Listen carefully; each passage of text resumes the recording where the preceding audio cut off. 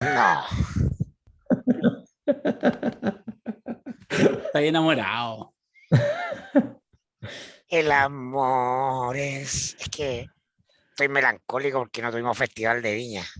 Oye, weón, se echa de menos. Festival de Viña. Y yo quería a mi artista favorito.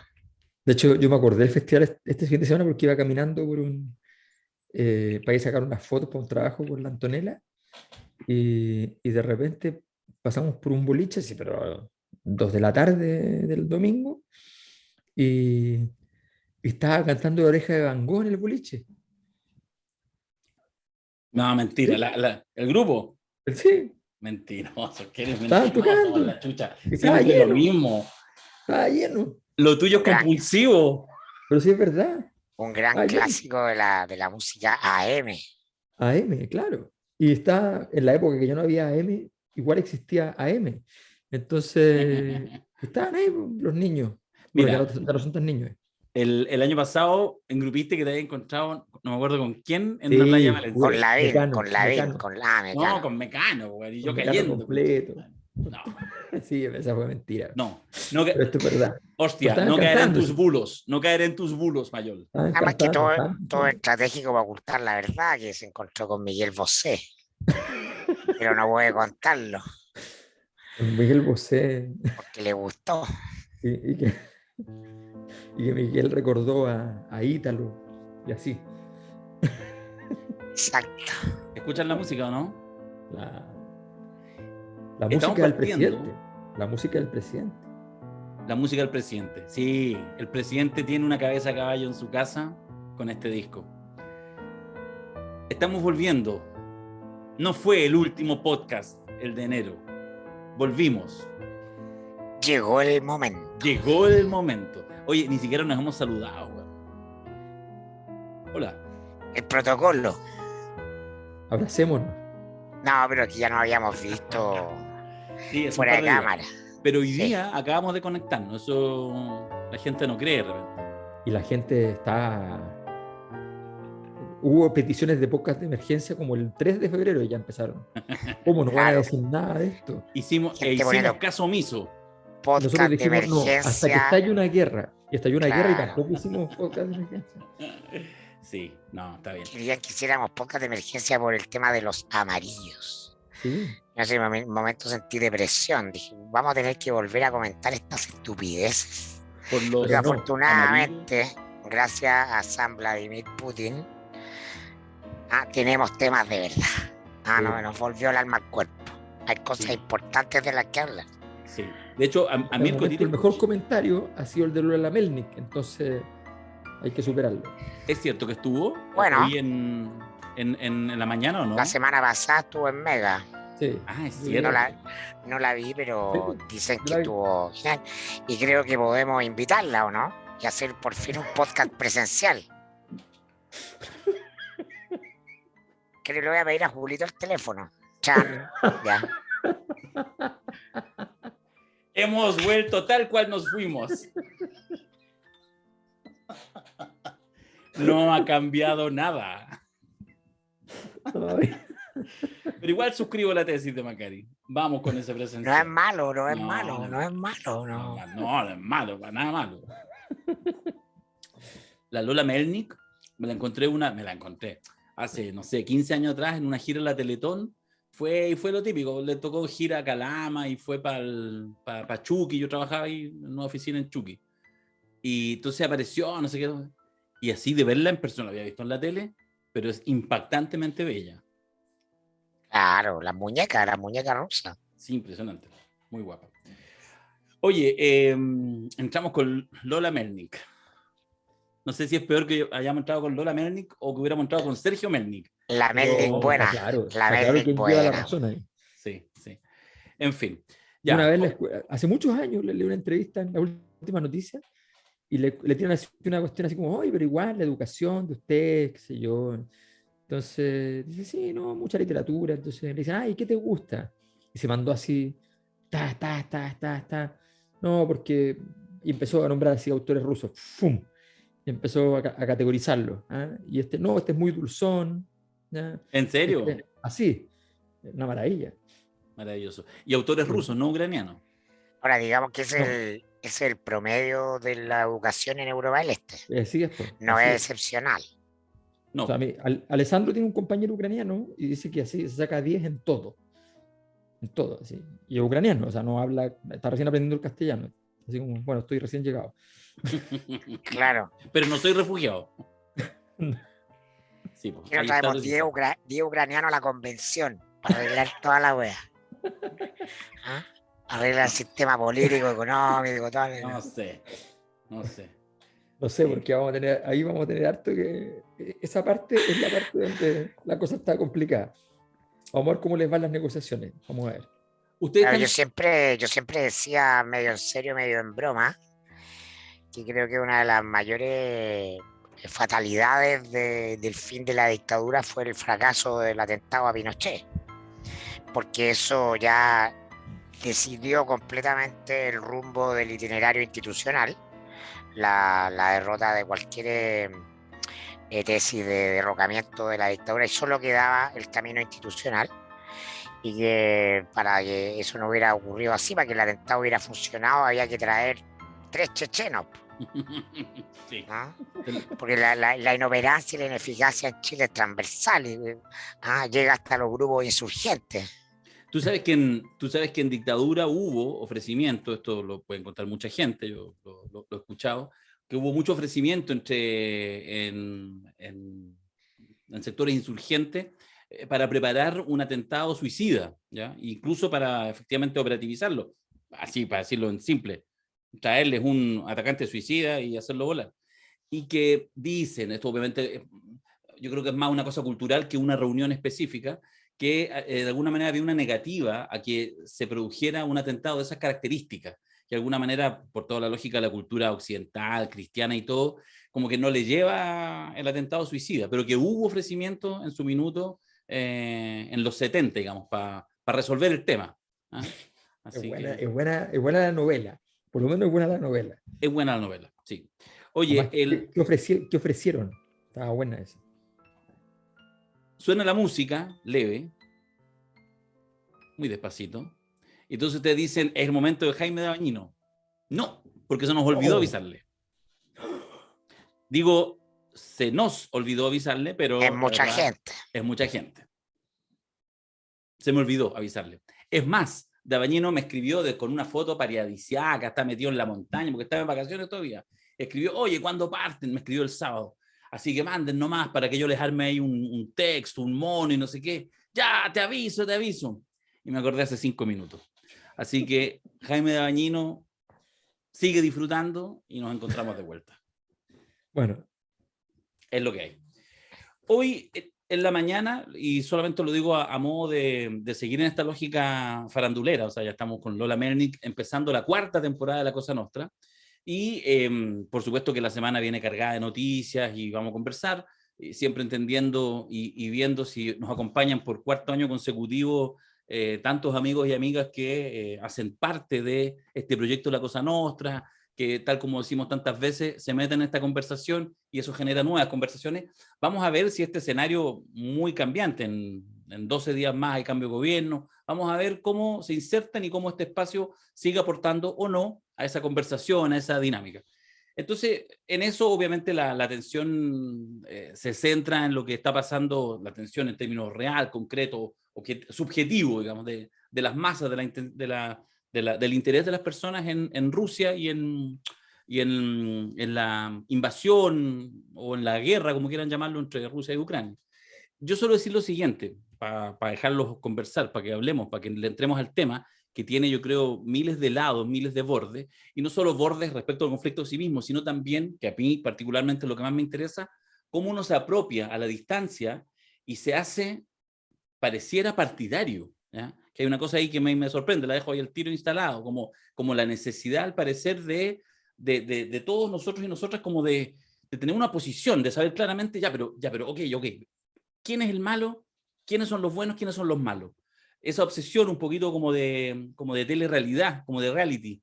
Necesito ver la turca, porque lo estoy viendo por televisión, entonces necesito entender rápidamente quién es el bueno, quién es el malo. Yo solo les voy a ofrecer, denme 30 segundos, porque hoy en la mañana en una conversación con unos amigos que hacen, bueno, humor, es decir, poco, porque hacen más que eso, el Coronel Valverde y el profesor Ternura, ¿ah? Que hacen un podcast muy interesante que es La verdad también se inventa, ¿ah? Un sugerente nombre. Bueno, en fin, que tienen sus seguidores, su gente que hacen, Marcelo Valverde, en fin, es un stand-upero más o menos ya connotado a nivel nacional. Y entonces conversamos y sabéis que como en 60 segundos arribamos a una caracterización que quiero ofrecérsela, ¿ya? Se los quiero ofrecer a los amigos de la Cosa Nostra. Que como estábamos, concordábamos los tres que hay una lógica, insisto, como de reality, entonces nos pusimos en figuras reality. Entonces, claramente Putin es el desagradable, ¿ya? O sea, entonces se nos ocurrió el Chispa. ¿Se acuerdan del Chispa? Este rucio, desagradable, pesado que se pelea con todo el mundo, no sé qué. Este es como Putin instalado. Y de repente dice el coronel Valverde, Marcelo Valverde decía, y en realidad Zelensky, el presidente de Ucrania, podría ser algo así como Edmundo Varas. ¿Se acuerdan? ¿Ah? Entonces, este Edmundo Varas, que estaba ahí, que era como pobrecito, que era como chiquitito, por eso la gente le empezó a tener buena. Ahora, claro, después supieron que en realidad era un pelotudo de marca mayor, pero en el comienzo, en ese reality, Amor Ciego, ¿ah? Donde todos se disputaban el amor de Cari, ¿se acuerdan? La Cari, se disputaban el amor de Cari. Edmundo Varas de alguna manera instaló esta lógica. Entonces, yo solo complementaba al final que me parecía que faltaba un tercer actor, que podría ser en este caso la Cari, a esta rubiecita que todos deseaban, que es como un poco Estados Unidos, porque ella dejó la cagada ahí en los conflictos y de alguna manera tenía harto que ver también con el conflicto que había. Bueno, más allá de esta caracterización, hay una necesidad desesperante a mi juicio, no sé cómo lo han visto ustedes, de eso, de buscar claramente, de alguna manera, muchos, incluso en redes sociales, plantean, no, no a la guerra. Y como hay alguien que invade, ahí se cierra la explicación. El malo es el que hace la guerra, el que invade, es Putin. ¿Ah? Y por lo tanto los otros son los que sufren la afrenta, los que sufren el dolor de la guerra, la invasión, Ucrania. Y pareciera que es un poco más complejo que eso, pero fíjate que a mí me ha llamado la atención que siento que en vastos sectores cuesta dar una discusión un poquito más profunda y alejarse de los clichés de buenos y malos. No sé cómo lo han visto ustedes. Bueno, yo quiero sacar de la caja de herramientas nuestro propio eh, código de análisis, que es el padrino. ¿Ah? Es lo que corresponde. Esto es la cosa nuestra. Sí, Y de arquetipo. Mirko, déjame así un segundo porque hay muchas cosas que decir y efectivamente una de esas cosas es meter eso, pero quiero decir una cosa súper sencilla, que es respecto a los colegas, ¿no? A los cientistas políticos, a los sociólogos en general, Analistas. a los analistas, eh, porque los últimos días han habido muchos análisis, qué sé yo, y está bien, pero en los últimos 2 días dejó de haber análisis.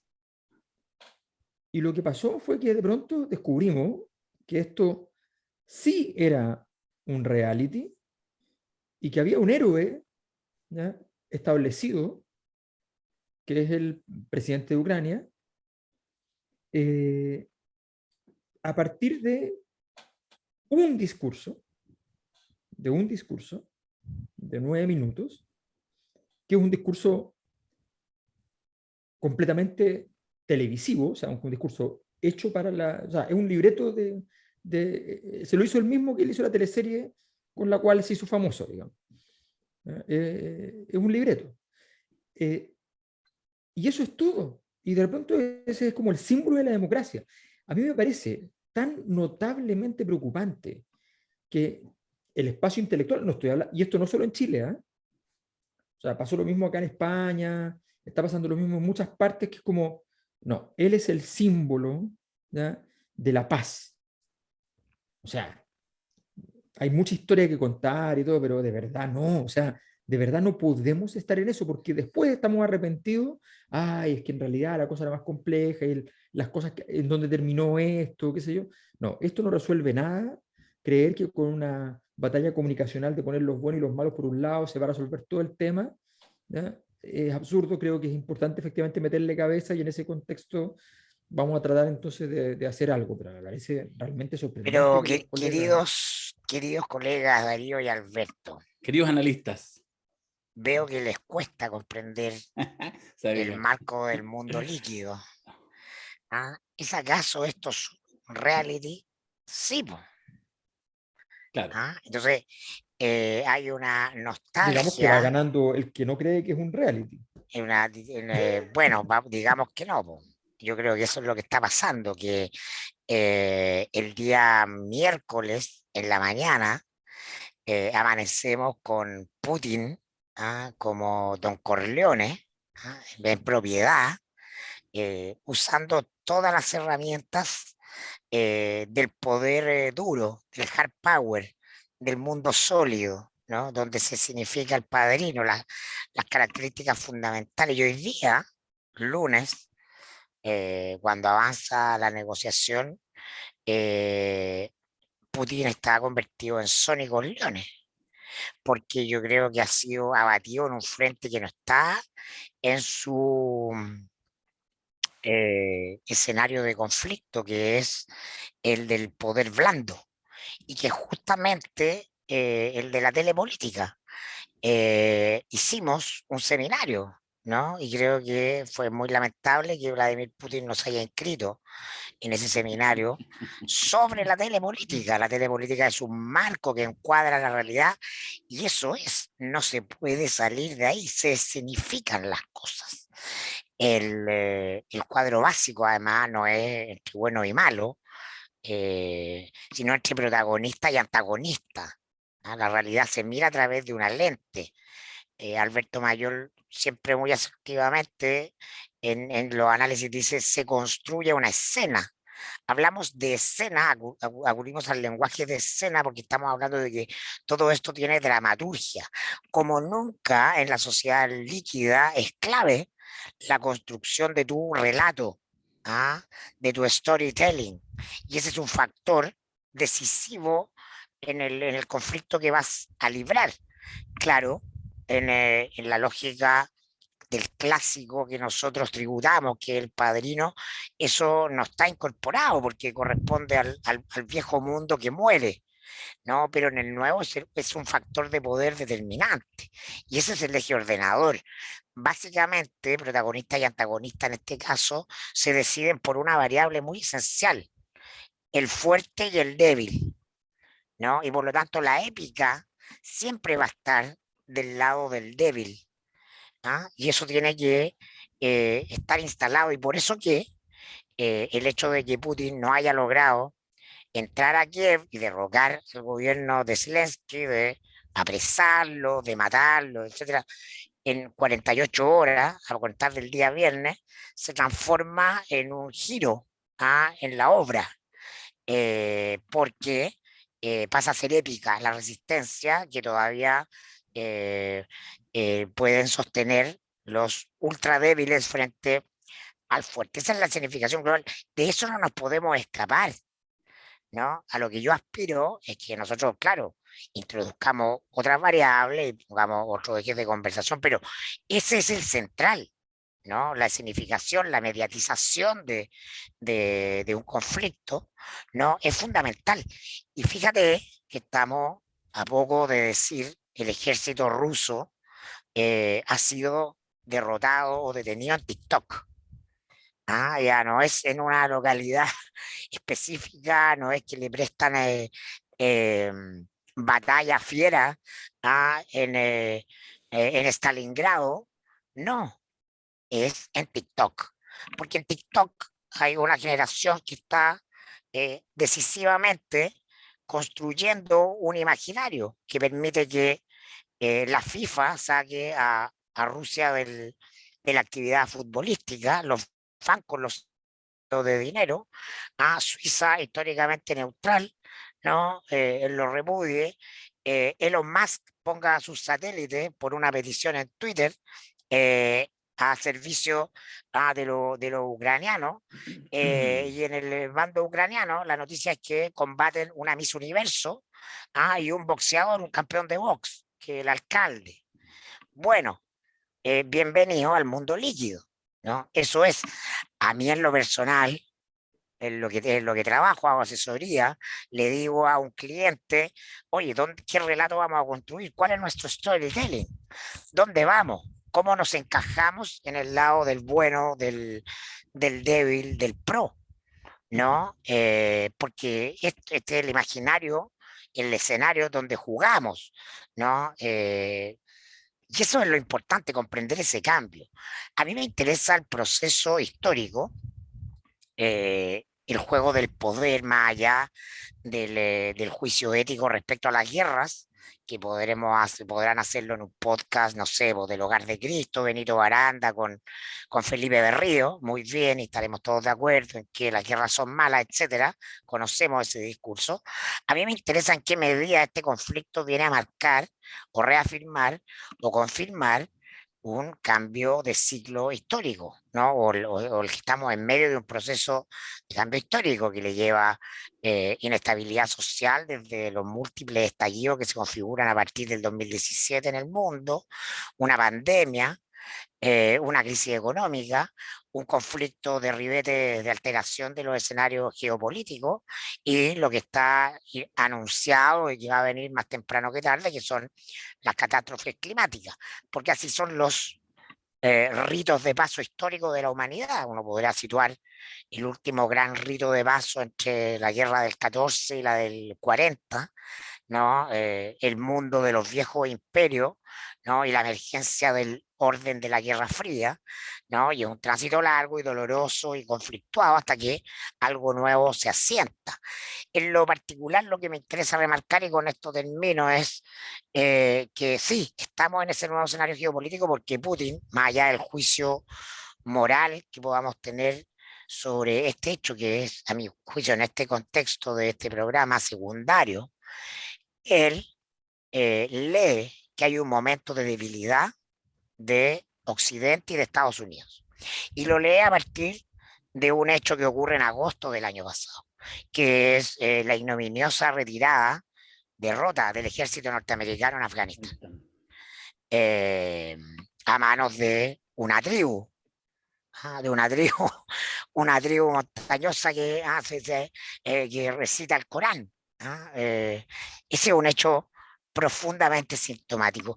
Y empieza, según todos los informes de inteligencia en octubre, a construir la operación, ¿no? Y espera un momento en que ha salido el factotum de Europa de la escena, pocas semanas después de que renuncia Angela Merkel, y además que Rusia tiene circunstancialmente la presidencia del Consejo Nacional. Entonces, viene a confirmar, ¿ah?, un ciclo largo de deterioro del poder de Estados Unidos, que es un tema en sí mismo, que comienza el 2008 con la crisis subprime, se asienta o se consolida de manera evidente con la irrupción de Donald Trump y el propio Estados Unidos de fuerzas antiglobalización, y el gran proyecto de los últimos 40 años, terminar la Guerra Fría, derrotar a la Unión Soviética, es la globalización neoliberal en lo económica, las democracias representativas en lo político, y todo eso está fuertemente cuestionado. Esto se acelera con los procesos que vivimos en Chile, ¿no?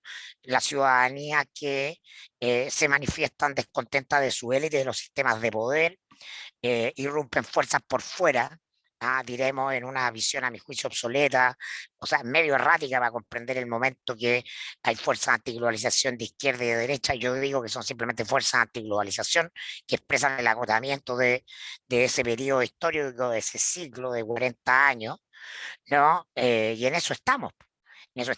Independiente que a Putin le vaya mal, ¿ah?, en el conflicto escenificado, ¿no? Ya sí asistimos al momento en que es cuestionado la hegemonía indiscutida de Estados Unidos.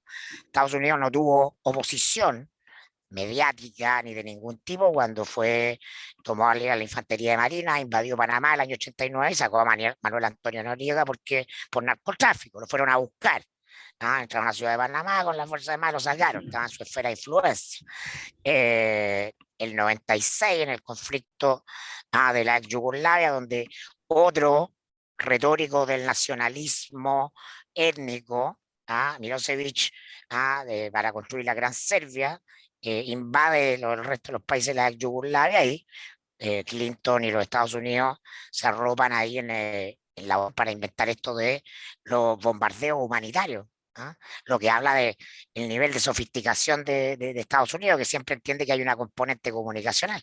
Y después Bush, ¿no?, que habla en su guerra contra el terrorismo, construye una narrativa e inventa este caso de la arma de destrucción masiva en Irak, porque buena parte de su grupo de poder su canciller o jefa del Departamento de Estado, Condoleezza Rice, Dick Cheney, Donald Rumsfeld, vienen de la industria petrolera y se van a quedar con el petróleo iraquí. Y no hay oposición, nadie dice, oye, vamos a retirarnos del dólar, vamos a ir al Consejo de Seguridad, nada. Porque Estados Unidos es hegemónico. Y entonces Putin logra desafiar a Estados Unidos y decir, se acabó este tema del poder indiscutido de Estados Unidos. Antes, Sí, a ver, perdona, dame 10 segundos, Alberto. Perdón por la perorata, pero Está había buena. estado mucho rato No, elaborando. no, sí, mira, vamos a ver, pero este va a ser de larga duración, si ya lo estoy viendo ya. Todavía no hemos entrado ni al pelado roja, al pelado Ade, ¿no? O sea, imagínate. Oye, antes que entres, Alberto, en tu explicación, solo decir lo siguiente, que yo comparto el planteamiento de Mirko, pero quiero hacer al tiro un punto porque me parece que, o sea, yo creo que es justamente interesante esto que tú dices del mundo líquido y de cómo el tema de las percepciones, la conexión emocional, todo lo que estamos viendo con la figura de Zelensky y lo que puede pasar en las próximas semanas y meses, que es relativamente inédito, en términos, es relativamente inédito porque es una de las primeras veces en que tú ves en los últimos 30 años un conflicto de Occidente, donde Occidente esté perdiendo, entre comillas. ¿Ya? Esto no es la invasión de Estados Unidos a Irak o Afganistán o la primavera árabe, etc.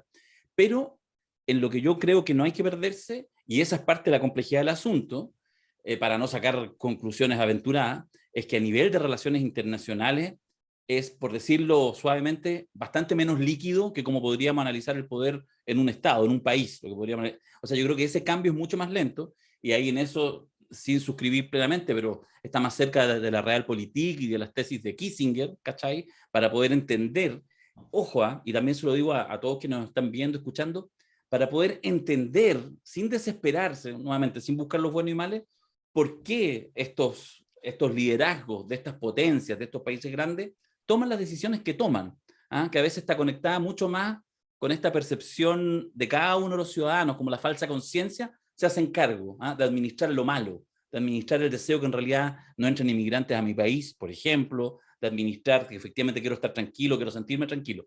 Eso creo que es lo que hay que analizar, y eso me parece que es más sólido y menos líquido que otros análisis que hacemos en la política interna. Perdón, Alberto. O sea... sí, a propósito de eso, solo quería añado que salió una encuesta. ¿No? Una encuesta, ¡Nuestra! ¿no? No sé, CADEM Okay. International. ¿ya? Yeah. Una encuesta que demostraba que luego de todo en estos días, ¿ya? La popularidad del presidente de Ucrania había llegado al 92%. Y yo me pregunto, ¿cómo hicieron la encuesta? Da En lo puntos de, mismo. en puntos de contacto, a la salida del metro, ¿ya? Claro, adentro del metro. Adentro del metro, ¿dónde hicieron la encuesta? O sea, No, padre. esto ha sido impresionante. O sea, a ver, totalmente de acuerdo que efectivamente la apuesta hacia el mundo líquido, hacia el mundo de las comunicaciones ha sido fundamental. O sea, el, el día miércoles Occidente se ve enfrentado a que todos los miran con cara de que son unos gallinas, y entonces movilizan esta estrategia completa, con portada de Hitler incluida en la revista Time, ¿ya? Para poder entonces jugar el juego. El punto de fondo es que, a mi juicio, esto se va a dirimir de cómo termina esta historia. Es cierto que es un escenario abierto. Ahora, en términos de juego de posiciones, de la guerra de posiciones, digámoslo de la manera más simple. Rusia, en el nuevo orden mundial que se va a construir, no tenía rol. Y lo que sí sabía Putin, es que había un espacio, dado que como no ha habido una guerra articuladora, todos los cambios de orden mundial se han producido a partir de una guerra articuladora, una guerra que ordena el mundo, como no ha habido esa guerra, él apuesta a decir que la guerra que venga, él es importante. Y gana un rol. Entonces sí se mete en el escenario, en un escenario donde no tenía nada que hacer. Y es un perro mediano peleando con toda Europa y Estados Unidos. según además una declaración hecha por él mismo hace más de 10 años en el libro de la defensa, el equivalente al libro de la defensa de Rusia, que estableció que la OTAN era su mayor riesgo. Ahora, yo quiero simplemente hacer una cronología de hechos, una cosa súper sencilla, para que no pongamos atención más allá de quién gana, más allá de ese análisis que me parece importantísimo, por supuesto, pero más allá de eso, el análisis más simple de todo, que es decir, ¿qué es lo que pasó aquí? ¿Cuáles son los hechos? A ver, esto parte por ahí por el 2004, ¿ya? Parte un poco antes, pero digámoslo con más seriedad, el 2004. Hay un conjunto de revoluciones en la zona que son llamadas por Occidente la Revolución de los Colores, ¿ya?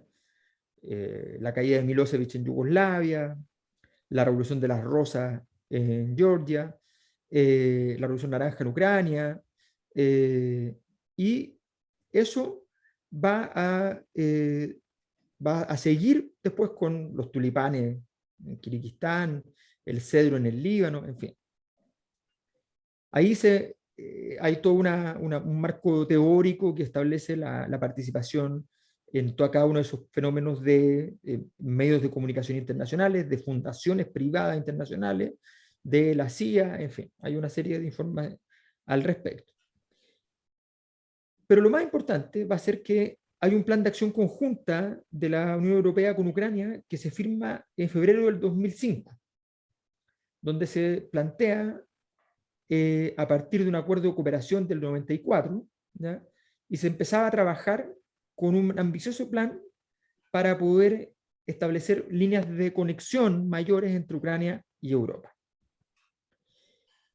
Eso, evidentemente, ese juego es un juego súper delicado y explico brevemente por qué.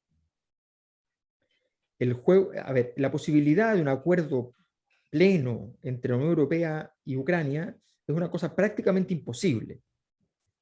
El país más pobre de la Unión Europea en la actualidad, que ya han incorporado países bastante pobres, ¿ya? Es 4 veces menos pobre que Ucrania.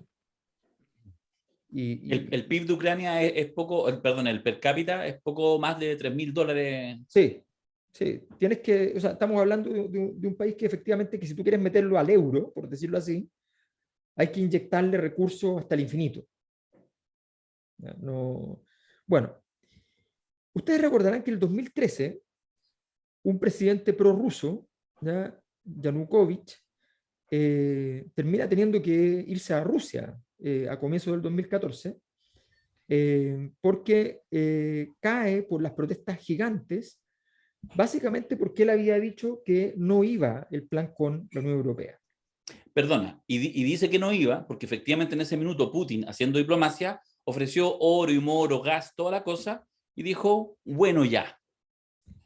Pero además, porque hay un análisis que es súper simple, pero súper simple, y que hay que tenerlo en cuenta, que si yo soy Ucrania y me pongo a negociar con Europa, y sé que Europa me está dispuesto a financiar muchas cosas, porque es un sueño, es como que me digan, oye, pero porque entrar a la Unión Europea no es entrar a la OCDE, ¿ya? Entrar a la Unión Europea no es un club de gente que evalúa políticas públicas, es entrar a un lugar donde si a ti te falta plata, Te la por ejemplo, a pasamos. España le van a llegar en los próximos 4 años 150.000 millones de euros. Bendito seas, Alberto. ¿Ya? O sea, La eso es lo que estabilidad de la zona europea. Claro.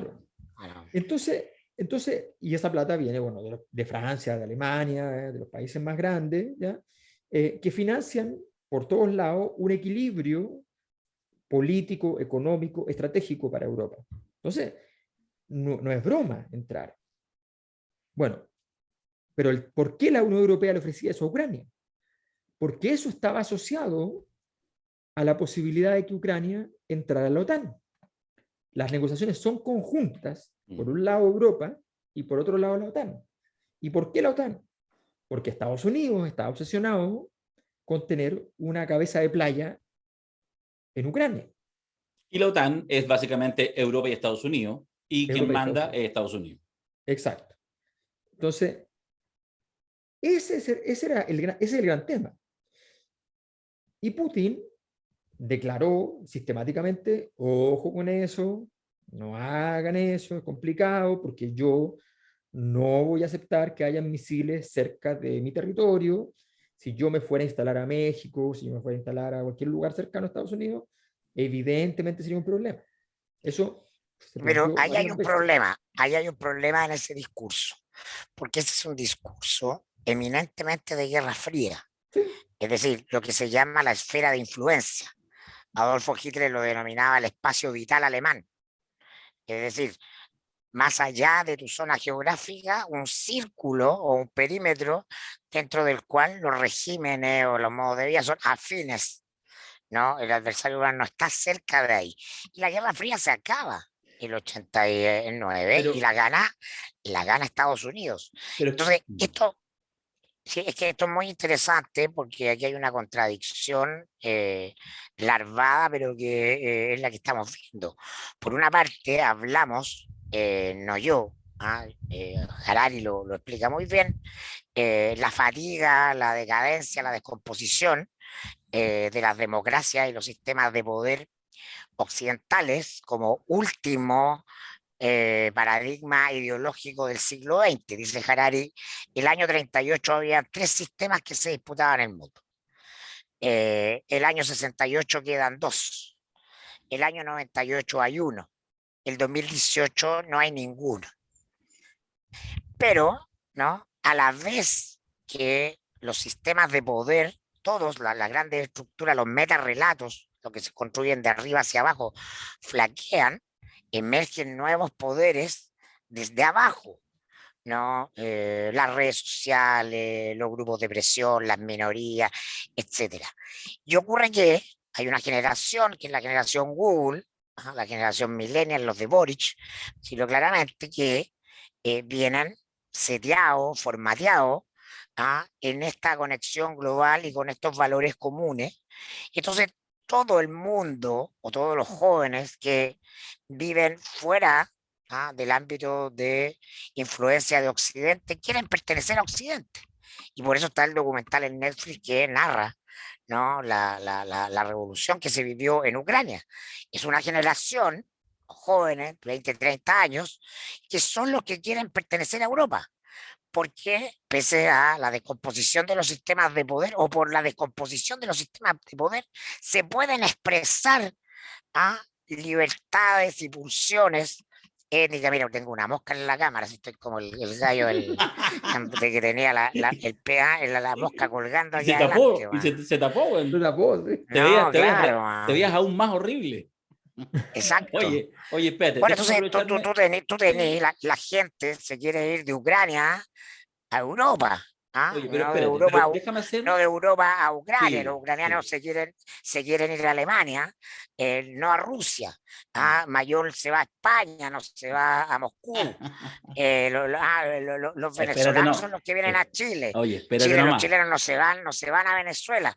Entonces, hay en la mirada geoestratégica, como hablando de respetar el poder de cada nación, la no consideración de la emergencia de las pulsiones ciudadanas. O sea, está claro que ningún joven gay va a querer vivir bajo Putin, donde obviamente no hay marcha del orgullo gay, no hay 8M, porque él responde a un perfil de matriarcado clásico, donde el eje central del poder es la dominación, y donde que aparezcan hueones afeminados marchando en cargos de poder, o minas pidiendo cuotas, es un síntoma de debilidad. Esa es la lógica de Putin.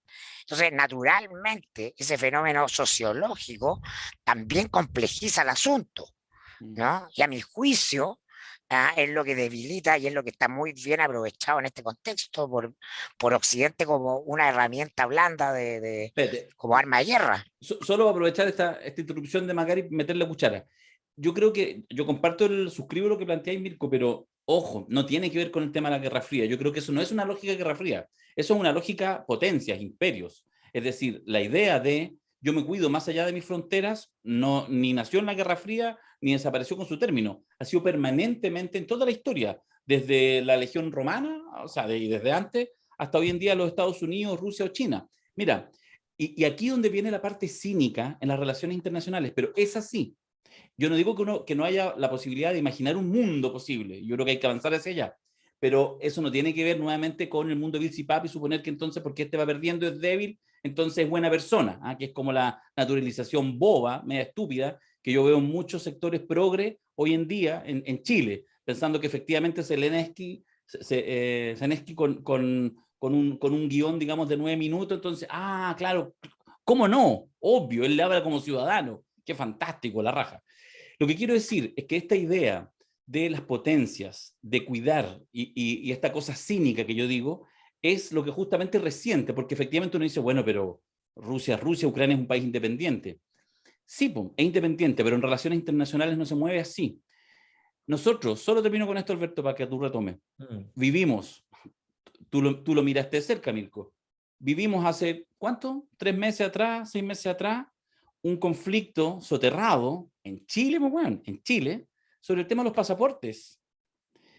Y entonces una licitación que ganó con un precio exorbitantemente más bajo para goce de todos quienes queremos sacar pasaporte, menos de 30 lucas iba a costar el pasaporte, pero lo tenía un conglomerado que ni siquiera era solo, tenía varias empresas y una de esas era China, ¿ya? Y Estados Unidos mandó a decir a quienes tenía que mandar a decir, ni se les ocurra, porque ustedes hacen eso y yo les quito la visa preferente. Sí, pues yo lo conozco de cerca Perdona, y te puedo entonces, decir, y te puedo decir lo que pasó, que la amenaza de Estados Unidos fue eficaz, obvio. no solo en el gobierno, fue el mundo empresarial chileno que le dijo al gobierno, bueno, arreglen esto, ¿cómo me van a quitar la visa para ir a Miami, para ir a hacer negocio a Nueva York? Bueno, y por lo Porque la tanto, ciudadanía han sí, construido una agenda, tienen un interés y ejercen una presión. bueno, lo que yo quiero decir es lo siguiente, lo que yo quiero decir, solo para que lo tome Alberto, y profundice los hechos, que está bueno yo creo esta relación de hechos. Lo que quiero decir es que lo que hace Estados Unidos, que termina en una licitación express, donde nos queda un pasaporte el doble que lo que ofrecían los chinos, de valor, o sea, caro todavía, más barato que el anterior, que era prohibitivo, pero caro igual, está en su lógica intrínseca, es lo mismo que hizo Putin, invadiendo Ucrania. Esa es la parte media compleja. Por eso nos sirve la lógica reality para entender lo que está pasando. Y por eso, amigos y amigas, ¿cachai? De la Cosa Nostra, hay que mirar sin desesperarse. Uno puede tomar postura, evidentemente, yo la tomo.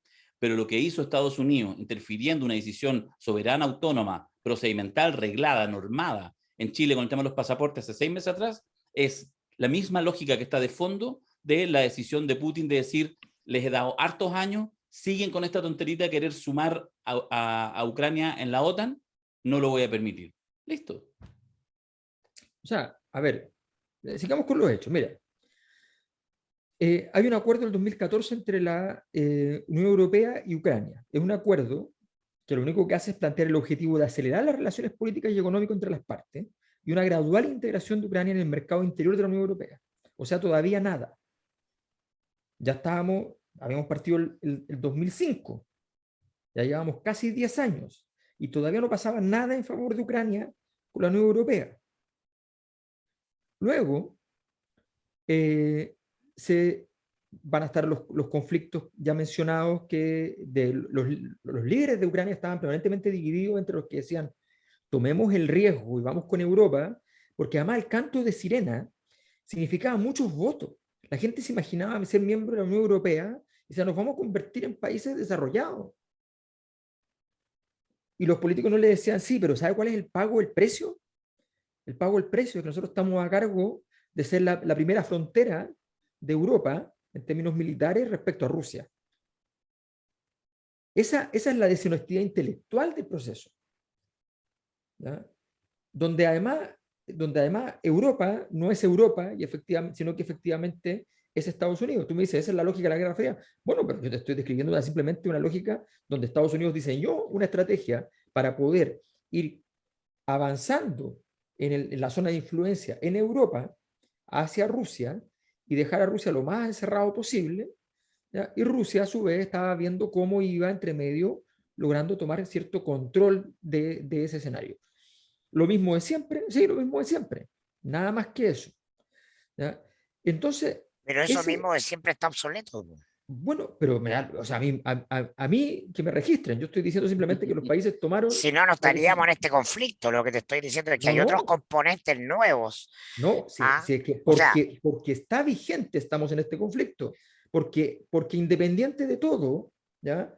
Por decírtelo así, si quieres que te lo diga así de una manera más brutal, la marcha del orgullo gay no va a detener a Putin. No la va a detener. O sea, los cambios culturales, ¿ya?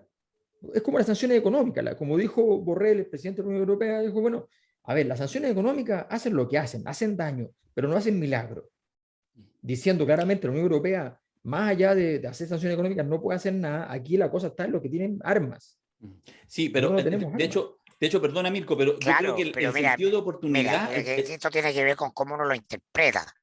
Es decir, las fuerzas, los gobiernos occidentales el miércoles en la mañana estaban paralizados, iban a apostar a un conjunto de sanciones económicas. La narrativa dentro de Occidente genera un impacto tal, el éxito de la narrativa de fuertes contra débiles, el opresor y el oprimido, eh, que el gobierno alemán, Olaf Scholz, era un pastel. Un paquete el miércoles en la mañana, ¿no? Aparecía sin juego de piernas, sin la voluntad, sin Horrible. la decisión, que se lo hubiera supuesto Angela Merkel, que siempre estuvo clara con Estados Unidos, que tenía un liderazgo, sin lugar a dudas. Y el viernes hay una concentración de 6 millones de personas frente a la plaza de Brandenburgo, y el fin de semana el gobierno alemán rompe su doctrina desde la Segunda Guerra Mundial de no pasar armamento. no creo que ¿No? haya Es nada decir, nuevo para Putin en eso. ¿Ah? lo que empuja a los gobiernos en Occidente son los climas de opinión pública. A De acuerdo. Putin no considera los climas de opinión pública, no está a los derechos de las minorías, no No, los mete está preso nomás, que los van mete a decir preso. esto. Claro, pero hace 10 o 20 años, ni hablar en la Unión Soviética, disidencia interna frente a un conflicto era algo impensado. Y yo de hecho no esperaba verlo, pero tú estás viendo y lo ves en TikTok, ¿no? Que tienen manifestaciones en Rusia contra la guerra, ¿no? Y están ahí, son un dato de la realidad, de esta realidad escenificada, que no es una realidad mentirosa, es simplemente una óptica para A entrar ver, a ver una narrativa. Entonces, pero un momento. O sea, dale Alberto, yo quiero discutirle algo a sí, pero Darío, que tengamos creo claro, que... no, pero tengamos claro ciertas cosas. Por ejemplo, de que Putin le interesa lo comunicacional, sí le interesa. Lo que pasa es que no le interesa la comunicación respecto a Occidente. A él le interesa la comunicación interna. ¿Ya? Y en eso él lo hace. Lo más difícil que ha tenido Putin, o sea, si uno mira todo, mira, a mí me gusta mucho mirar los informes del pasado, porque aparecen todas esas cosas que los académicos, expertos en áreas, dicen, por ejemplo, en el 2012 todos decían, en los próximos 4 años Putin se va a ir al carajo. La época de oro de Putin ya pasó. Ya pasó. Hace 20 Está años se muerto. viene diciendo. ¿Ya? Bueno, estamos aquí donde la era de oro de Putin hoy día, hace 3 días estaba en su punto más alto. Hoy día no, pero si tú me dices que porque 3 días yo tengo que creer que eso se acabó, no, ni lo uno ni lo otro. Ni lo O uno sea, ni lo otro. ni lo uno Sí. ni lo otro. O sea, efectivamente es posible que haya habido un giro. Por supuesto que creo en el poder de la comunicación política y creo en la construcción de ejes políticos. A mí lo que me llama la atención es que detrás de esto no hay ningún eje político. El eje político sería que efectivamente lo que pidió Zelensky se hiciera. O sea, que en 10 segundos, en las próximas horas, la Unión Europea dice sí, entra Ucrania a la Unión Europea, la OTAN dice sí, entra Ucrania a la OTAN, y vamos con ejército, no mandamos armas porque están mandándole armas para que se las usen los ucranianos. No están yendo. Ojo. Entonces, Supuesto. bueno, pero porque estamos hablando de que los occidentales no estamos, como somos gatitos de chalet, no estamos en condiciones de aceptar, ¿ya?, que se nos muera una persona en el campo de batalla. Ahora, Putin tiene claro que la interna le importa, a tal punto que si ustedes se fijan, no ha destruido particularmente las ciudades de manera obscena, ni Para mucho nada. menos. Ha tratado de evitar las muertes, la cantidad de muertes Y son probablemente ya no lo hizo. no, pero a ver, pero si lo buscó hacer, cuando tú dices tal día no pudo avanzar, o sea, si alguien pretende pensar que en el siglo XXI un, una potencia puede tomarse en 3 días un país completo, o sea, es obvio que tú cuando arrasas la primera etapa que el país que es superior en el aire, pasa por encima y arrasa con todas las fuentes de protección de ese país. Pero luego por tierra la cosa es distinta. El combate 1 a 1 sigue siendo combate 1 a 1 más allá de que tengas más ventajas comparadas tecnológicas. Y sigue siendo difícil, y por eso Estados Unidos no pudo en muchos lugares, entre ellos en Afganistán, terminar de ganar la batalla, porque al 1 a 1 ya la cosa cambia. Y porque en el 1 a 1 vale mucho la moral de la tropa, vale mucho el arrojo, la valentía, valen muchos otros variables. Bueno,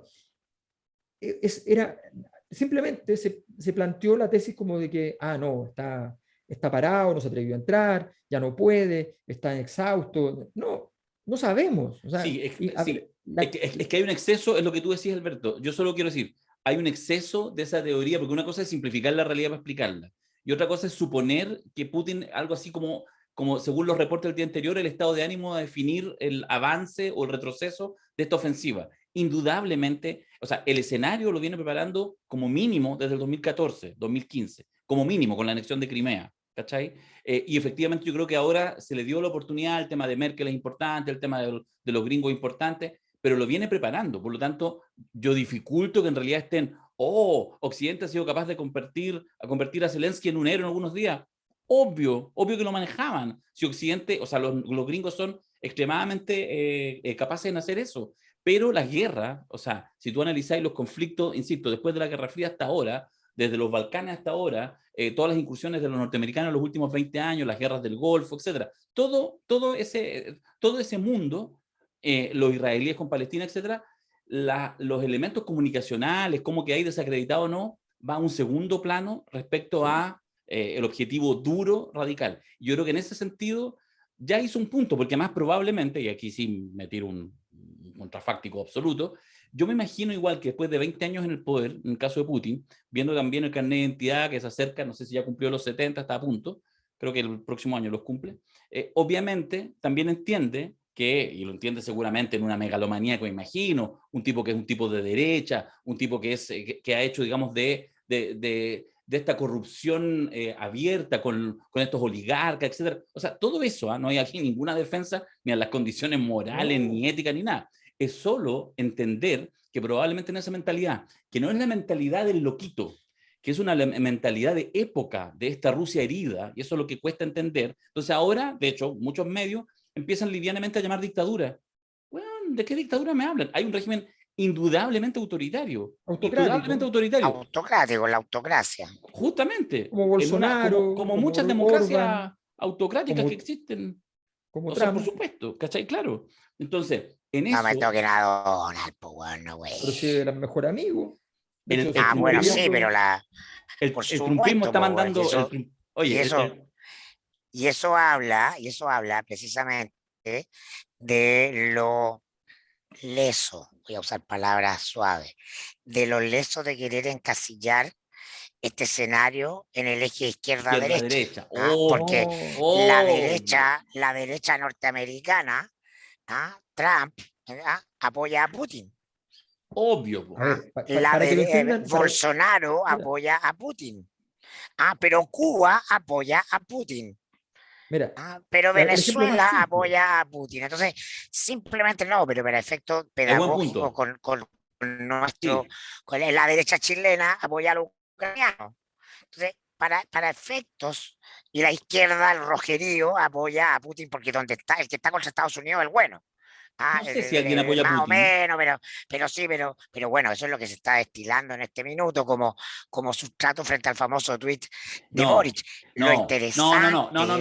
No. Si lo que yo quiero aportar lo que pasa es que sabéis que para entrar al análisis político en este tiempo, salgámonos, no lo olvidemos, pero salgámonos del encasillamiento izquierda-derecha de modo taxativo, porque ya no sirve, porque esa es la característica del mundo líquido. Esas categorías no han muerto, pero no son sólidas, ya no son claras, no son nítidas, no son ejes ordenadores absolutos. Entonces, para empezar a vivir lo nuevo, abrámonos a borrar una parte del disco duro para reprogramarlo en algo que no conocemos del todo porque se está haciendo. Y es lo mismo que vamos a tener que hacer en la convención constituyente. Yo creo que hay una cosa importante para no dejarlo pasar.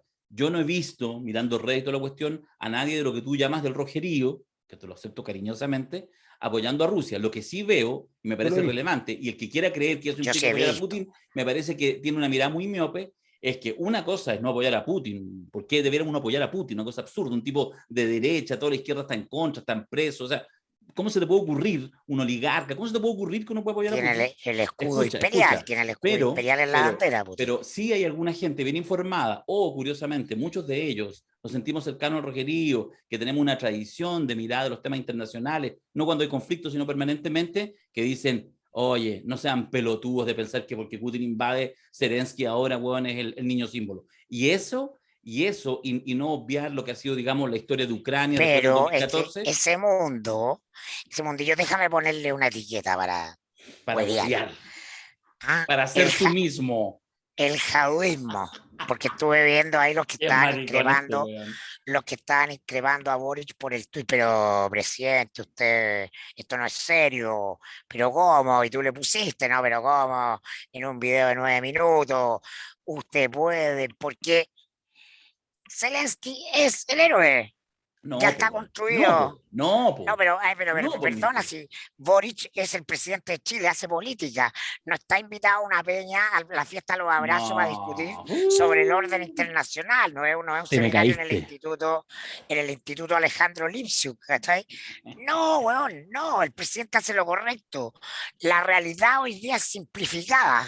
No tengáis miedo de mirarlo a él. No tenía ninguna alternativa.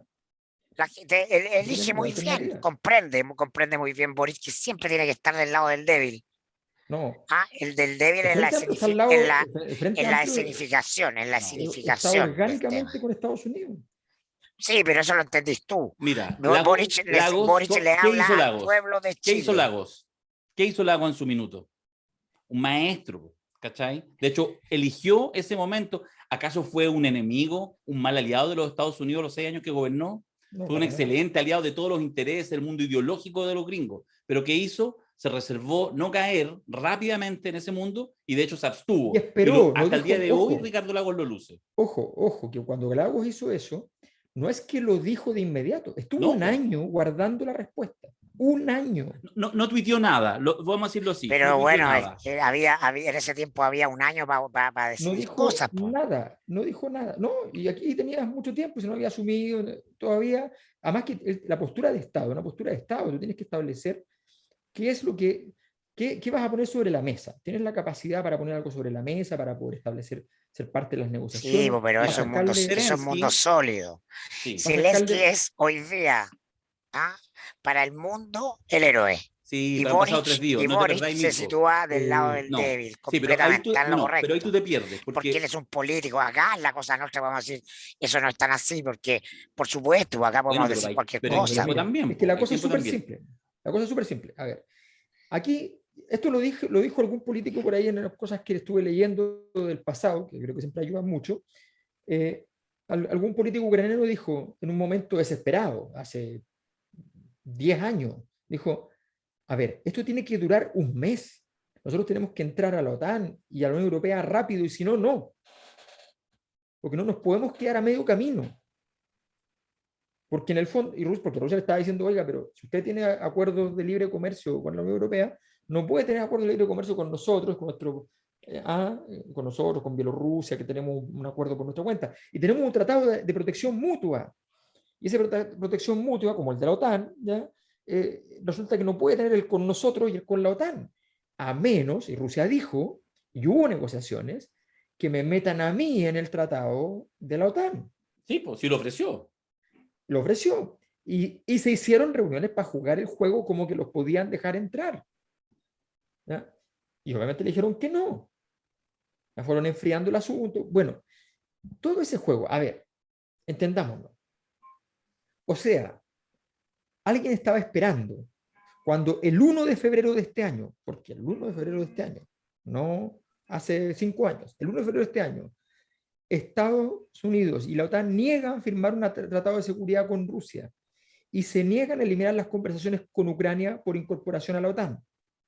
Cuando firmaron ese acuerdo, cuando le informaron eso, ¿qué es lo que estaban diciendo? estaban diciendo lo que todos se informaron por todas partes. Rusia está blufeando. No va a hacer nada.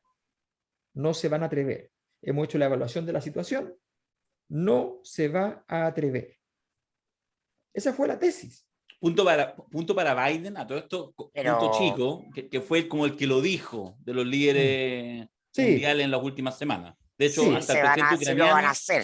Y Sí lo van a la, hacer. y la, Sí, y la inteligencia norteamericana esta vez informó bien.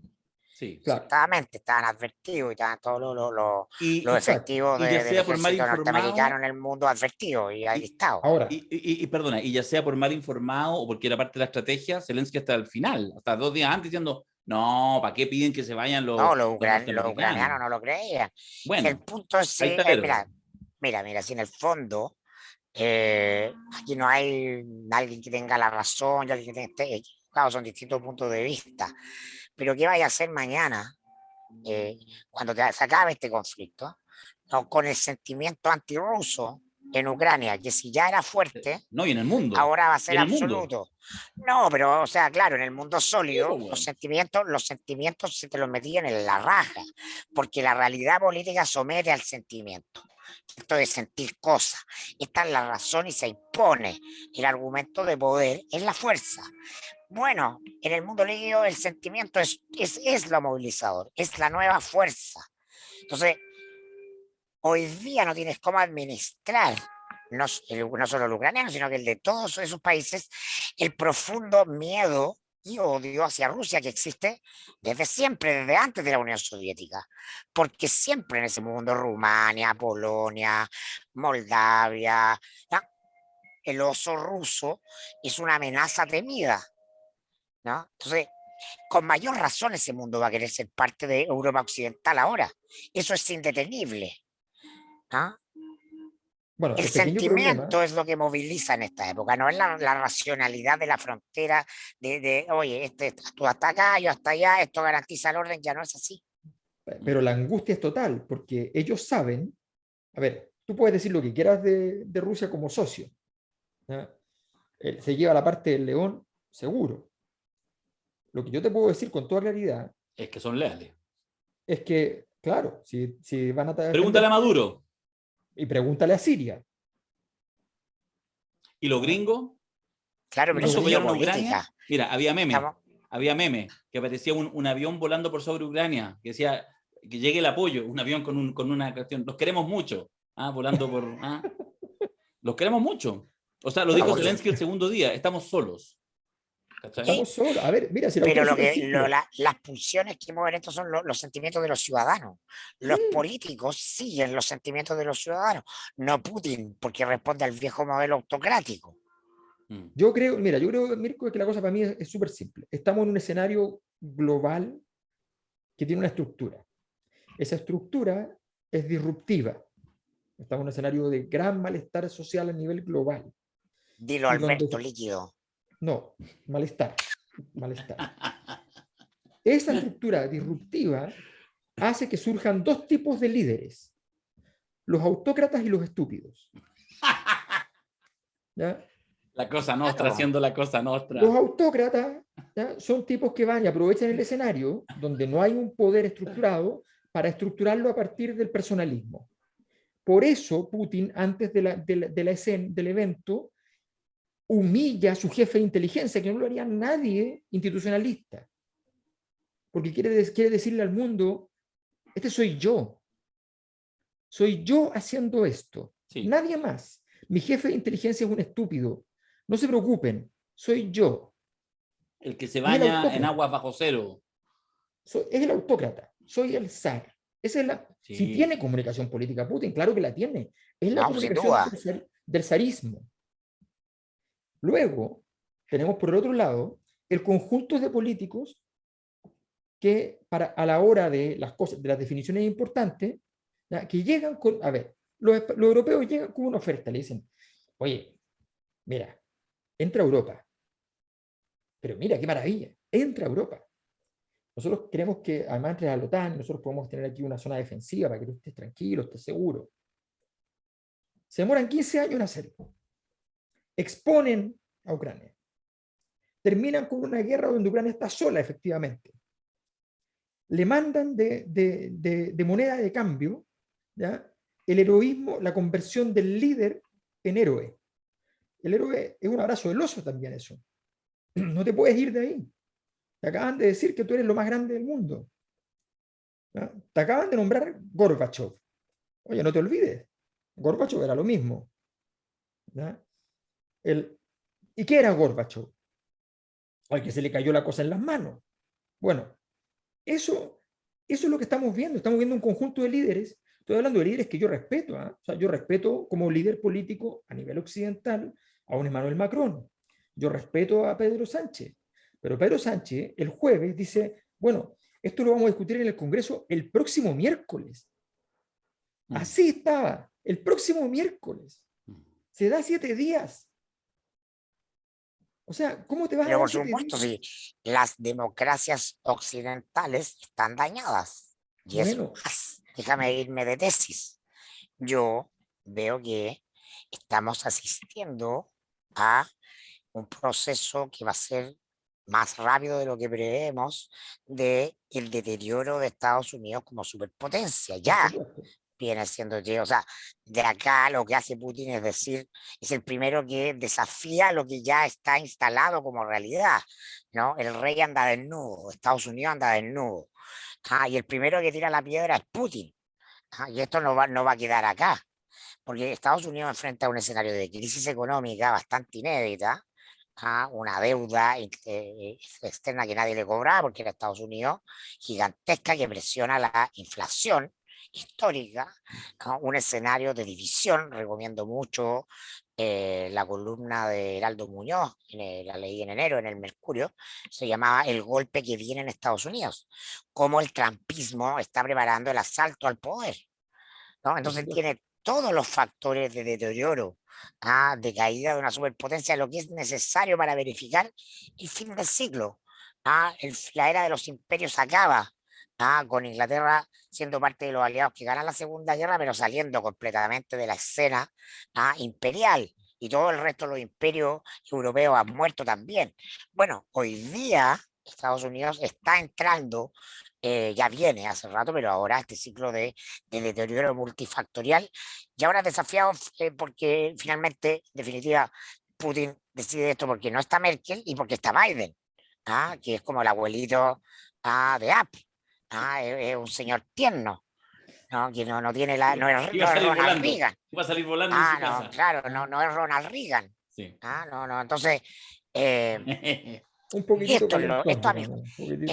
esto si salimos del escenario de Europa del Este, de Eurasia, que está bien, es lo que está caliente en este minuto, y lo proyectamos en términos de poder, que es lo que hacemos en este espacio, ¿no? Estamos frente a un proceso histórico. O sea, esta es una pieza más de un puzzle de movimientos de cambio histórico, muy Sí, por relevante. supuesto. O sea, a Yo, ver, totalmente de acuerdo. De hecho, estamos viviendo cosas que son inorgánicas, que no son propias de las características habituales. O sea, nosotros, por ejemplo, estamos acostumbrados que las potencias son potencias que tienen algunas cosas más fuertes y otras más débiles, pero que en general son fuertes en total.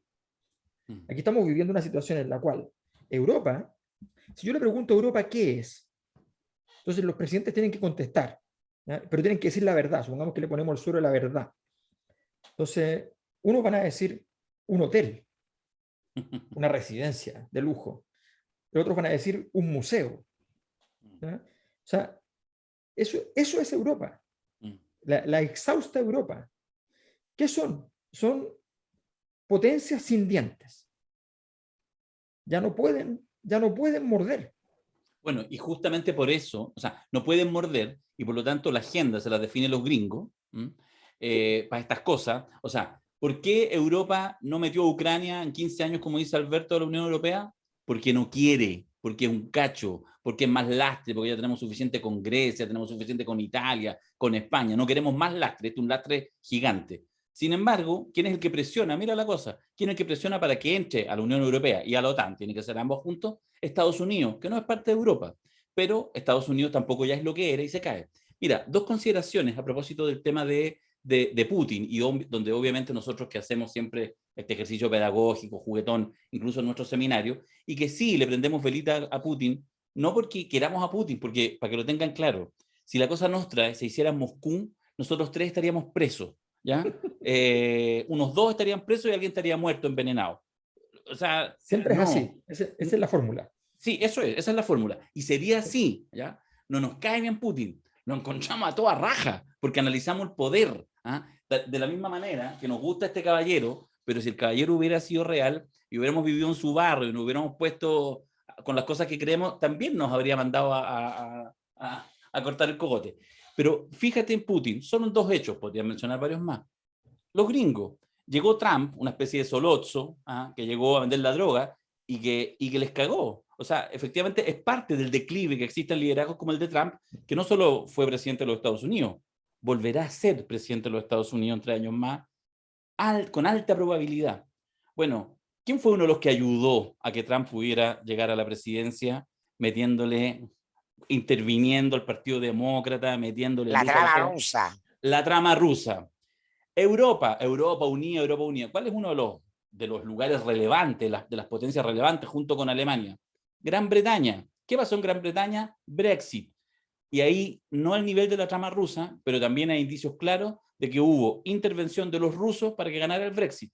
Entonces Putin dirá, y ahora weón que están débiles, bueno, ahora me dieron la No, posibilidad de por eso asegurar el rancho. por eso te digo, hasta el miércoles para mí Putin era Don Vito. Creo Claro. que hoy día su falta de formación en poder blando lo tiene como Sony. Y puede que todos terminen perdiendo, Estados Unidos, Europa y Putin, en esto. Porque las grandes fuerzas emergentes son la ciudadanía y las corrientes de opinión pública, Bueno, que sí. someten y movilizan a los gobiernos, en definitiva, cada vez más. Bueno, y Sí, pero todo eso esto, solo, perdona, y todo esto más lo estamos hablando en un contexto, para que nadie se pierda, en que en la lógica me resonó porque dijiste quiénes van perdiendo. Bueno, quienes van perdiendo, gente que pasa por la calle y que recibe un bombazo y que termina muerto, hombres que no los dejan salir de la frontera y que los obligan, que los arman, un presidente que definió como última estrategia, porque no tiene un ejército capaz, entregar armas a la población y mandar a gente, algunas sin querer y otras queriendo, exaltadas por este patriotismo tan habitual a nivel global en todas partes del mundo, a morir sin saber disparar un fusil, digamos. O sea, ese es el mundo. Finalmente, quienes pierden, como siempre en la guerra, pierden los que tienen menos que ver, digamos, lo cual no quiere decir que omitamos de hacer un Vamos, análisis. la guerra es la prolongación de la política por otros medios, dentro de la cultura del patriarcado, cuando hablamos de toda esta emergencia de el feminismo y el fin del patriarcado, la guerra es el patriarcado. Absolutamente. Los líderes como Putin de manera evidente, ¿no? Y las democracias occidentales de manera mucho menos evidente, eh, expresan en definitiva esta idea de que la convivencia humana se divide entre los que dominan y los dominados. Sí. Y esa es la diferencia, y la exaltación. Desde el punto de vista histórico, lo que se glorifica es a los ganadores, y lo que la historia olvida de los perdedores. Cuando estamos hablando del fin del patriarcado, estamos hablando de 8.000 a 10.000 años de formación de esta cultura fálica que pone, ¿no?, la espada como el elemento de adoración, de construcción del poder, y eso también en definitiva es lo que está en crisis. Por eso que digo, todos se están perdiendo, porque hay una cultura del poder que está saliendo en buena hora en la medida en que los ciudadanos están sensibilizados, feminizados en el sentido positivo, de conectados con lo que sienten, y lo que hoy día la gente siente tiene poder. Y ahí empieza a haber un cambio que no es de un día para otro, pero que está instalado, y por eso que digo que las variables de poder blando hoy día están jugando en este conflicto como no han jugado en conflictos anteriores, ¿no? La variable comunicacional hace mucho tiempo que existe. Los norteamericanos perdieron en Vietnam cuando empezaron a salir en las cámaras de televisión las bolsas de basura negra que traían a los cabros adentro, porque no había control de lo que se publicaba y lo que no. Cuando la opinión pública norteamericana rechaza a Vietnam, ahí empieza la verdadera derrota de Estados Unidos en Vietnam. La corriente de opinión pública termina haciendo la guerra una estupidez inviable, ¿no? Por eso que los norteamericanos, el Pentágono, permite y controla la guerra de Irak como una televisación distante, po. Es decir, vamos a ver fuegos artificiales, vamos a ver cohetes, pero no vamos a ver muertos, ¿no? En esta guerra estamos viendo de todo. Don No hay Alberto, control. cierre el tema y eventualmente el podcast, porque yo no sé si nos da energía para... No, yo solo digo que hablábamos de las potencias sin dientes, pero también tenemos una cosa extraña que son los dientes sin potencia. O sea, Rusia tiene los dientes, muerde duro, pero no es una potencia propiamente tal, no tiene no tiene una potencia cultural, no tiene una potencia mediática, no tiene una potencia política en el sentido No, po. estricto. Ellos están dependiendo hoy día efectivamente y cada uno está llevando sus capacidades, su acción al área de sus capacidades. Lo que yo digo es que entre medio de todos estos actores que están llevando o sea, a Zelensky, no sé si le sirve Twitter para salvar la situación, ¿ya? O sea, él está en un escenario bastante más realista, decimonónicamente realista. Y efectivamente puede ver un escenario que es lo peor de todo, que es como salir triunfante, pero totalmente derrotado en la práctica, o que Europa y Estados Unidos queden como reivindicados en sus valores, no obstante hayan realmente traicionado completamente esos valores, que es la situación a mi juicio. A mí me parece que aquí la gran responsabilidad, los que jugaron el juego de una manera completamente equivocada, son Europa y Estados Unidos, que metieron Ucrania no podía no ver el canto de las sirenas, porque el canto de las sirenas era glorioso. O sea, a cualquier país, a cualquier político le dicen, a ver, ¿quieres pasar a $20,000 per cápita? ¿Quieres tener la moneda más fuerte? ¿Ya? ¿Quieres estar con nosotros? Que tu gente viaje tranquilamente a París y vuelva. ¿Ya? O sea, a ver, pucha, perdón. O sea, obvio. Y además le tiráis las miguitas y la ciudadanía le decía a los líderes, oye, pero vaya para allá. Y los líderes decían, ya, pero ¿cómo les explico que el jefe real nuestro está allí? Está en el otro lado.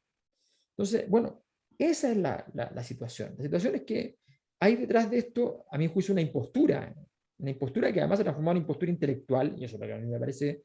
A ver, si todo esto puede ser y puede ocurrir y es parte del juego político y todo lo que quiera. A mí lo que me preocupa es que hay quienes cumplimos ciertos roles. A mí me basta con que cumplamos el rol cuando estamos en la posición de analizar la situación. O sea, no puede ser que efectivamente no se esté analizando adecuadamente la situación en términos de qué es lo que está en juego y qué tan solo o acompañado, y esa es una pregunta obvia, está Zelensky. A ver, tú dices, claro, está mandando a la gente a combatir. Sí, y le está mandando armas para que la gente tenga más armas para combatir. ¿Ya? Pero no está mandando ejércitos. No hay una estrategia global. Es más No, épico, po. Funciona mejor. No. no. O sea, Pero por supuesto, po. eso desde cierta óptica, eso está ahí, a medio metro de crímenes de guerra, pues, bueno.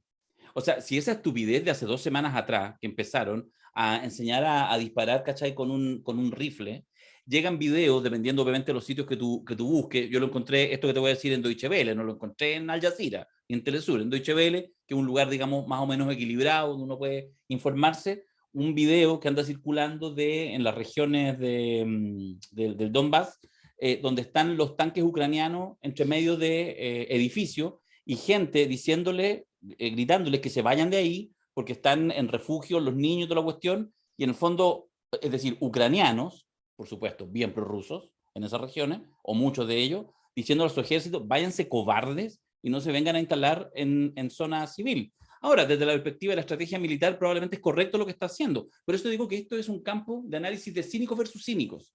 Esa es parte de la complejidad del análisis en materia internacional, que cuando tú ya estás en guerra, ¿qué vayas a hacer? ¿Vaya a regalar a tu ejército que va a ser destruido? No, pues lo que tenéis que hacer efectivamente es distribuir armas en la población. Pero tampoco nos hagamos los hueones que nos andan compartiendo discursos de 9 minutos y medio que esas acciones van a incluir centenares, si es que no miles de muertes de hombres, mujeres y niños civiles, comillas, inocentes. Ahora, ¿es una estrategia para salvar el paso? Sí, por supuesto. ¿Puede Sí, ayudar a vámonos. retrasar o impedir la invasión rusa? Sí, por supuesto. Entonces, que venga alguien a decir, mira, aquí estoy, hueón santificado, no a la guerra, no a estas cosas. Aquí, en momentos de guerra, todo sucede y todas, digamos... En la guerra y en el amor todo vale. En la guerra, en el amor, todo vale, podría ser el título de este podcast. Bueno, pero yo creo que, a ver, aquí está, a mí me parece clarísimo que justamente el problema de este instante es un problema en el cual el necesario análisis del escenario es la clave. Y a mí me parece que no se está haciendo, y no se está haciendo en general porque además, insisto con esto, estamos superponiendo una realidad. Yo entiendo que efectivamente siempre todos entramos en una onda afectiva con la situación, pero en el fondo, aquí Ucrania sigue sola. Punto. No hay más. Sigue sola. ¿Ya? ¿La moral de tropa está mejor? ¿Es una variable? Sí, por supuesto. Por supuesto. Sí, por supuesto. ¿Ya? Pero bueno, Ucrania sigue sola. Ese heroísmo dura hasta que efectivamente, si la guerra te empieza a sonreír. Porque si no, te empiezas a decir, oye, pero esta cuestión, ¿qué es? Porque habemos muchos que decimos que la acción de los descolgados del frente del año 90, de matar a Jaime Guzmán, de asesinar a Jaime Guzmán, es políticamente una soberana estupidez. Porque lo convirtieron en héroe. Por supuesto. ¿Ah? Por supuesto. Tengamos en consideración esas cosas, variables simbólicas. Hoy la variable simbólica del conflicto está hipertrofiada, porque las características de la sociedad en la que estamos viviendo es esa, la escenificación. No es pero otra. Jaime Guzmán tenía un proyecto que ya había plasmado en un lugar. No es un tipo que llegó diciendo... No, si te lo pongo como un ejemplo. Está bien, pero es que entendamos los personajes. La muerte del líder, la muerte del está líder. bien, pero pongamos los personajes, porque Zelensky es un tipo que... A ver, un tipo no, pero que si llegó, lo matan, la caga. Sí, no, está claro. Por eso, pero a ver, Zelensky llegó al poder con el discurso de vamos a destruir todo el sistema, porque este sistema está corrupto y hay que destruirlo. ¿Ya? Está lleno de gente aquí que quiere la guerra, nosotros vamos a ser capaces de producir la paz. O sea, le está pasando todo lo contrario. A él se le está cayendo todo a pedazos. Perdona, y por eso es que además él hace una alianza tácita, obviamente no soy un conocedor de la política ucraniana, estoy hablando, informándome a distancia, pero por eso es que hace esta alianza tácita con sectores paramilitares de ultraderecha, que son los que en el fondo le mantienen estas regiones separatistas, el Donbass, que ellos sí son anterior a él, ese es un tema que es anterior a él. Por supuesto, sí, pero la toma de decisión o sea, en 2 años y medio, el tipo de partida hizo un canje de prisioneros con Putin hace 2 años atrás, el 2019, hace 3 años atrás, que fue muy exitoso. Hay imágenes, de hecho, de encuentro, entrega medallas de reconocimiento, aparte, digamos, de estos grupos separatistas. O sea, lo que quiero decir con eso es que... en el ámbito de la política interna ucraniana, todo opinable, probablemente hay de todo. Si lo interesante acá es el escenario de enfrentamiento global. Es decir, Putin no invade para lograr la anexión o la soberanía efectiva del Donbass, ¿no? Y está a las puertas de Kiev. Eso es lo que cambia todo el escenario. Y por tanto su objetivo no es que los prorrusos tomen control del Donbass, dejó de serlo.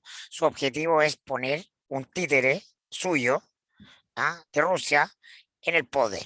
No, yo creo que no. Hoy día Zelensky... menos que un títere. Zelensky vivo es un peligro para Putin.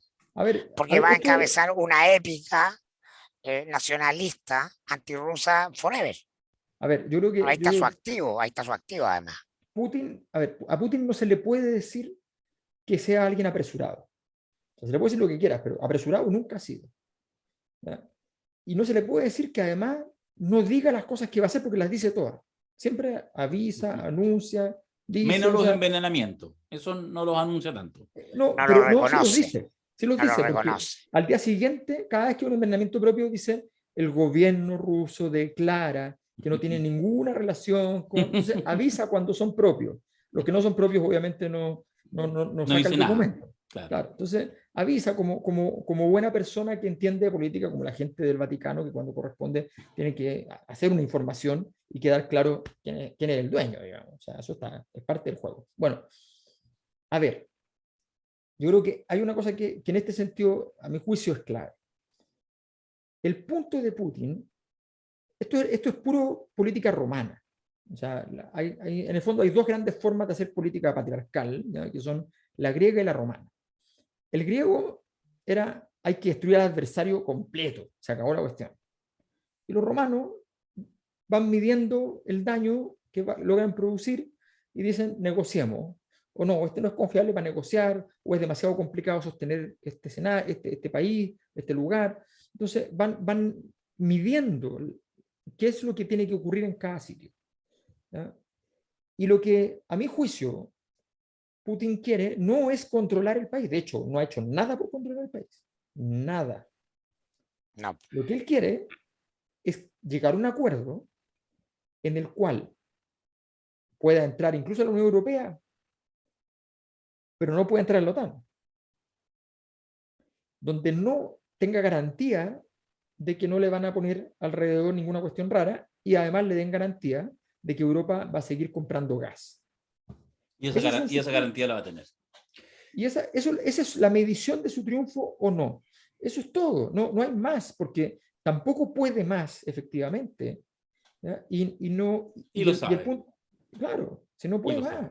Y además por eso esto es una guerra que entra, pero entra no diciendo, voy a empezar la Tercera Guerra Mundial. Él no entra pensando en eso. Sabe que es un escenario posible, que si se suman 2 más 2 más 2 más 2, podría ocurrir, pero si China no entra, Yo no digo que esté cagado la risa, solo digo que igual sube un peldaño más Xi Jinping, tranquilo, sentado ahí, mira. Solo lo único que voy a decir es que mira, comiendo chancho chino. comiendo chancho chino. desconfía de los mediadores. Desconfía de los mediadores, sí. Pero se ha portado bien Xi con Putin. Tampoco vamos a pedir que se ponga que saque banderas rusas. Está evaluando cuánto costo va a pagar por tomar Taiwán. Tal cual, por ejemplo. Jóvenes, nosotros, al igual que los medios de comunicación que han mandado a sus mejores hombres, no exactamente al lugar de conflicto, están, digamos, Matamala, Valenzuela están como en Lisboa, pero pueden decir algunos kilómetros más allá de O conflicto. sea, Bueno, yo podría ser el corresponsal bueno, de guerra. eso es lo que estoy diciendo, pues, Alberto, que tenemos a nuestro hombre y no lo mandamos sobre la marcha, lo mandamos un año antes, porque sabíamos lo que venía. Y está ahí, en Valencia. Mayolensky. Mayolensky está trazando una línea relativamente cerca y seguramente nos estará informando permanentemente. Había que hablar de detalles, como que se va a Piñera en menos de 2 semanas, de la convención constituyente. La convención. Pero volvimos recargados y estuvimos casi 1 hora y media hablando de Rusia y de Ucrania. Yo lo he disfrutado notablemente. ¿Esto le convino a la convención o no le convino? Así. Por supuesto. Sí, a todos. Menos a los amarillos, a los chalecos amarillos. A todos nos conviene porque salimos de las Sí. tonteras para hablar de cosas importantes. Jóvenes, ha sido un placer. Los echaba algo de menos, de verdad que sí. Así que nos vaya bien este año, disfrutemos. Gracias a todos los que nos escuchan semana a semana, nos ven en YouTube, nos ven en Spotify y que nos han hecho el podcast de análisis político más escuchado y me atrevo a decir más importante de Chile en estos años. Así que gracias y será hasta el próximo lunes. Ya. Gracias, Dante. Chao. Oye, una cosa. No, si no me voy a alargar, no. Ya. Solo para avisar que esta semanita, para que estén atentos, voy a subir un pequeño video, ¿ya? Explicando lo de una novedad del año. Ya. Esa novedad. El curso. Sí, yo creo que vamos a hacer de esos mini podcasts especiales de 20 minutos que hacemos y que la gente valora harto. Sí. Claro. Sí, claro. Obvio. Sí, total, el Zoom es casi gratis. Ya. Chao, niños, nos vemos. Un diplomado en estudios soviéticos. Con ustedes, esto fue el podcast de los hijos de Putin.